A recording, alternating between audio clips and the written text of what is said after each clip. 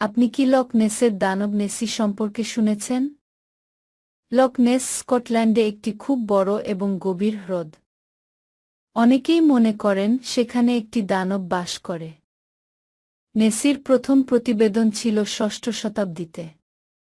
Saint কলম্বা নামে একজন ব্যক্তি পানিতে একটি দানব দেখেছিলেন। কিন্তু তিনি দানবটিকে ফিরে যেতে বলেছিলেন এবং তিনি নিরাপদে ছিলেন। Go back. Okay, if you insist. এরপর ১৯৩৩ সালে জর্জ স্পাইসার এবং তার স্ত্রী নেসিকে আবার দেখেন।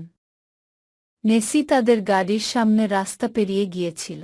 What a beautiful day for a picnic.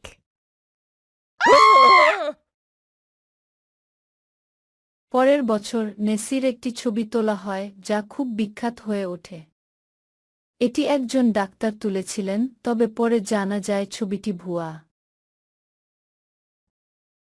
তখন থেকে নেসির আরও কয়েকটি দেখা পাওয়ার ঘটনা ঘটেছে। কেউ কেউ ছবি এবং ভিডিও তোলার চেষ্টা করেছেন, কিন্তু নেসি খুবই লাজুক এবং ছবিগুলো খুব স্পষ্ট নয়। The paparazzi are everywhere. মানুষেরা হ্রদটি অন্বেষণ করার চেষ্টা করেছে, কিন্তু এটি খুব গভীর এবং অন্ধকার।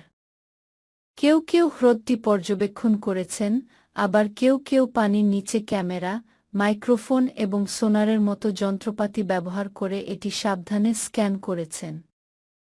কিছু লোক সাবমার্সিবলে করে হ্রদটি অন্বেষণও করেছে, কিন্তু কেউই কোনো চূড়ান্ত প্রমাণ খুঁজে পায়নি। লক নেসে মানুষ যা দেখেছে তার অনেক সম্ভাব্য ব্যাখ্যা রয়েছে। হয়তো দানবটি একটি দৈত্যাকার নীল বট, কোনো পাখি, একটি গাছ বা একটি সিল হতে পারে। কয়েকজন এমনও মনে করেন এটি একটি প্লেসিওসর হতে পারে, যা এক ধরনের dinosaur. Or maybe I'm just unique. আপনার কি মনে হয়?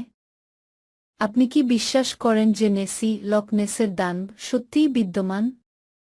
দেখার জন্য ধন্যবাদ।